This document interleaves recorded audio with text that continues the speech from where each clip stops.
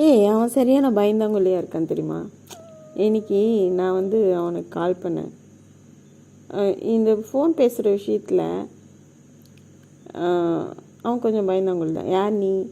யார் நீங்கள் அப்படிலாம் கேட்குறான்.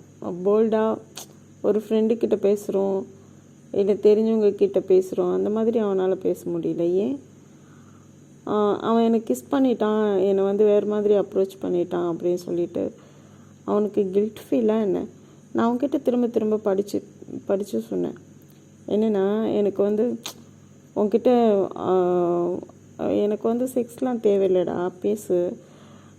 அப்படி பண்ணது கிஸ் பண்ணதுனாலலாம் வந்து அப்படி பண்ணதுனாலலாம் வந்து நீ வந்து அதை ஒரு பெரிய இஷ்யூவாக எடுத்துக்காத. நீ கல்யாணம் பண்ணிக்கிறத பற்றி எனக்கு எதுவும் இல்லை.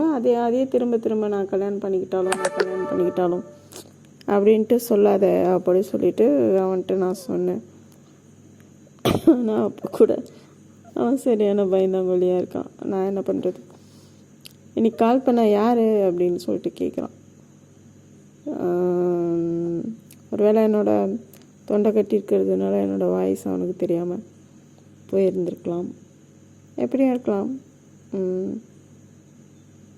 அதெல்லாம் எனக்கு ஒரு பெரிய இஷ்யூவாக தெரியல. ஏன்னா நான் முன்னாடியே எதிர்பார்த்தது தான். ஆனால் என்னென்னா, அவனை வந்து நான் வேறு ஒரு இடத்துல வச்சுருந்தேன். ஒரு ஃப்ரெண்ட்லியாக, ஒரு லவபிள் பர்சனாக. ஆனால் நான் வேறு மாதிரி பார்த்துருந்தேன். இப்போ அவன் அந்த மாதிரி இல்லைன்னும் போது கொஞ்சம் கஷ்டமாக தான் இருக்கும். அதுக்கு என்ன பண்ணுறது? தவிச்ச வாய்க்கு தண்ணி கொடுத்தவனுக்கு நன்றியோடு இருக்கணும், அவ்வளோதான் அப்படிங்கிற மாதிரி தான். ஏன்னா அந்த ஒரு 2 முறை அவங்ககிட்ட தண்ணி வாங்கி குடிச்சிருப்பேன்னு நினைக்கிறேன். அவன் வேலை செஞ்ச இடத்துல நான் வரும்போது தாகமாக இருக்குது அப்படி சொல்லிட்டு. ஸோ அதெல்லாம் ஒன்றும் பெரிய விஷயம் இல்லை. இருக்கிறது ஒரே ஒரு லைஃப். அந்த லைஃப்பில் எந்த அளவுக்கு சந்தோஷமாக வாழ முடியுமோ அந்த அளவுக்கு சந்தோஷமாக வாழணும். நான் இவ்வளோ வருஷத்தில் நான் கற்றுக்கிட்டது அது ஒன்று தான். எதுக்காகவும்